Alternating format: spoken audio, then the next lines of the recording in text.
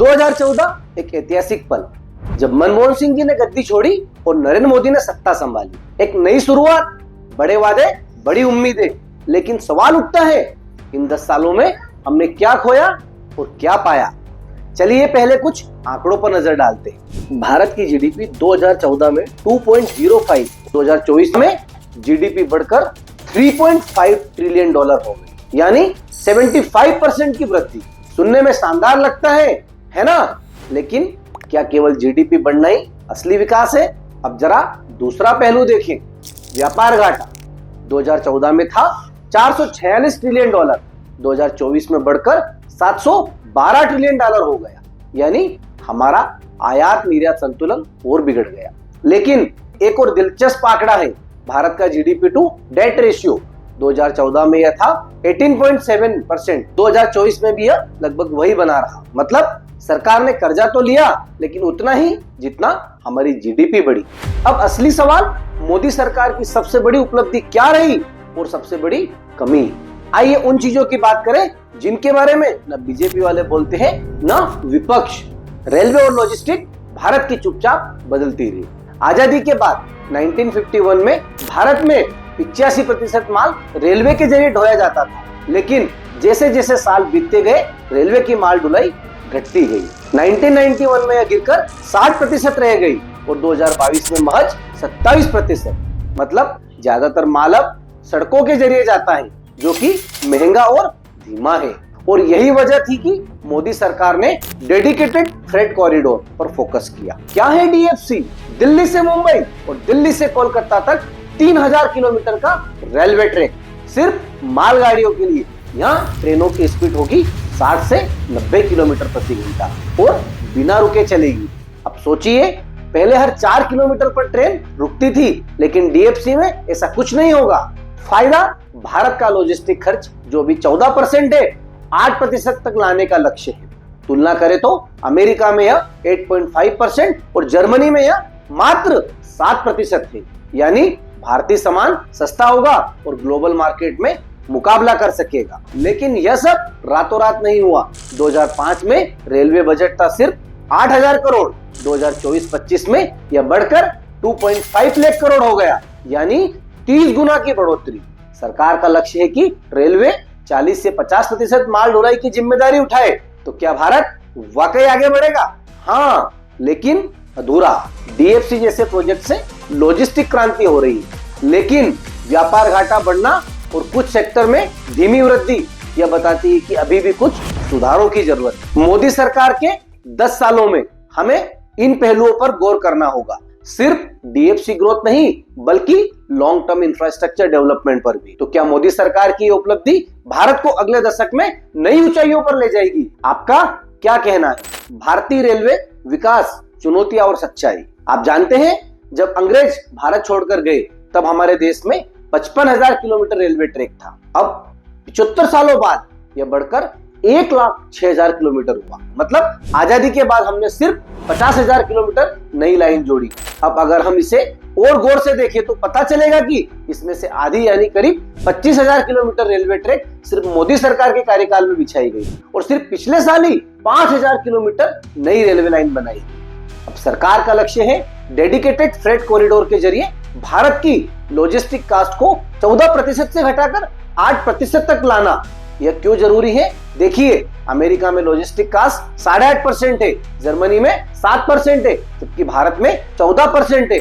मतलब अगर कोई सामान बनाने में अभी 100 रुपए खर्च हो रहे हैं, तो रेलवे ट्रांसपोर्ट में सुधार के बाद वह 93-94 रुपीस में बनेगा, जिससे भारत के प्रोडक्ट इंटरनेशनल मार्केट में चाइना और बाकी देशों में कॉम्पीट कर पाएंगे। लेकिन दिक्कत यह है कि रेलवे की इतनी प्रगति के बावजूद इसे और तेजी से आगे नहीं बढ़ाया जा सका। सबसे बड़ा कारण रेल किराए में वृद्धि नहीं हुई है। मोदी सरकार आने के बाद से सिर्फ एक बार रेलवे किराया बढ़ाया गया, जबकि बस और ट्रक ट्रांसपोर्ट के किराए में कई बार इजाफा हुआ। और यही वजह है कि रोड ट्रांसपोर्ट को ज्यादा ग्रोथ मिली। अब अगर रोड ट्रांसपोर्ट की बात करें तो यहाँ एक नाम सबसे आगे आता है, नितिन गडकरी। गडकरी जी के मंत्रालय ने जो बदलाव किए हैं वो किसी से छिपे नहीं है। फास्टैग आने के बाद टोल कलेक्शन में कई गुना बढ़ोतरी हुई और सड़क इंफ्रास्ट्रक्चर में क्रांतिकारी सुधार हुआ। निष्कर्ष, मोदी सरकार का सबसे सफल मंत्रालय कौन सा है? रेलवे नहीं, बल्कि road transport and highway ministry, और इसके पीछे सबसे बड़ा नाम है नितिन गडकरी। भारत में सड़क क्रांति, कैसे नितिन गडकरी ने हाईवे सिस्टम को बदल दिया।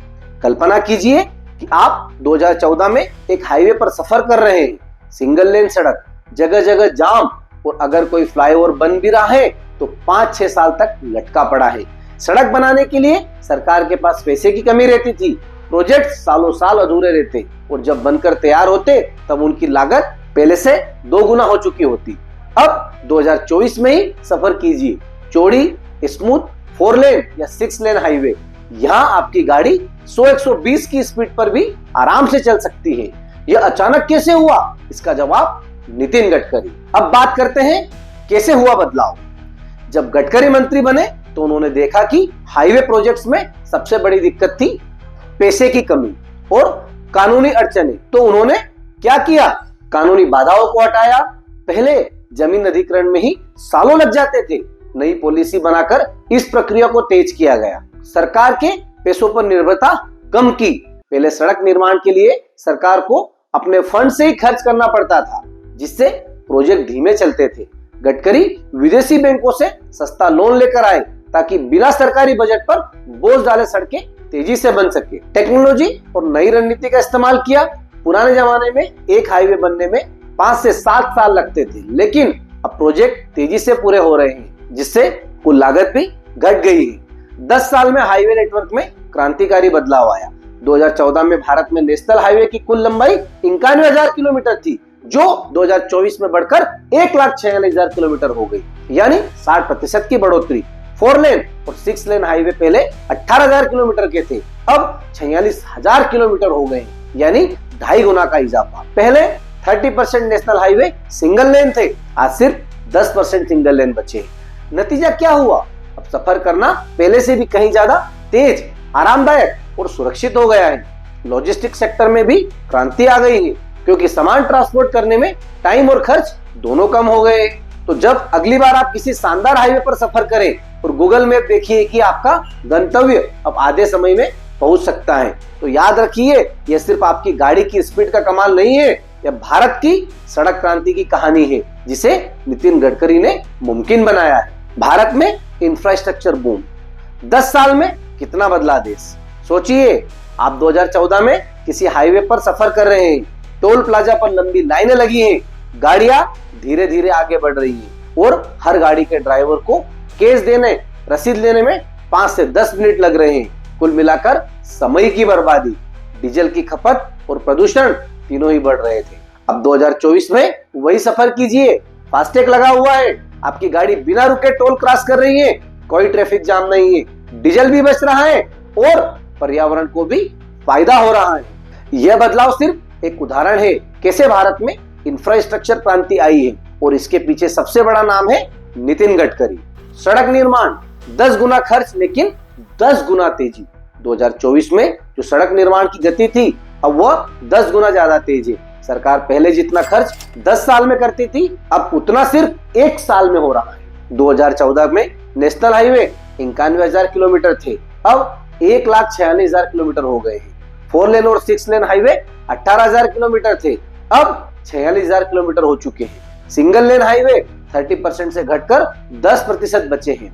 लेकिन सिर्फ सड़कें ही नहीं, हवाई यात्रा भी तेजी से बढ़ी है। हवाई यात्रा, भारत को मिले पंख।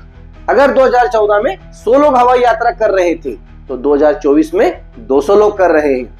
हवाई यात्रा की संख्या हर साल 9.7% की दर से बढ़ रही है। देश में एयरपोर्ट्स की संख्या 2 गुनी हो चुकी है और सरकार का टारगेट इसे 200 तक ले जाना है। बजट, इंफ्रास्ट्रक्चर पर 5 गुना ज्यादा खर्च।